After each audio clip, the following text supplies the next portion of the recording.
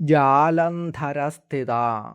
ജാലന്ധര പീഠത്തിൽ സ്ഥിതി ചെയ്യുന്ന ദേവി എന്നാണ് ഈ മന്ത്രത്തിൻ്റെ പദാർത്ഥം. യോഗശാസ്ത്രപ്രകാരം വിശുദ്ധി എന്ന ചക്രത്തിന് ജാലന്ധരം എന്നു പേരുണ്ട്. ശരീരത്തിൽ 6 ചക്രങ്ങൾ ഉള്ളതിൽ കഴുത്തിൻ്റെ ഭാഗത്തായി സ്ഥിതി ചെയ്യുന്നതാണ് വിശുദ്ധി ചക്രം. നാദബ്രഹ്മമായി അമ്മ ഇവിടെ സ്ഥിതി ചെയ്യുന്നു. അതുകൊണ്ട് ജാലന്ധരസ്ഥിത എന്നതിന് വിശുദ്ധി ചക്രത്തിൽ നാദരൂപയായി സ്ഥിതി ചെയ്യുന്ന ദേവി എന്ന് അർത്ഥം ലഭിക്കുന്നു.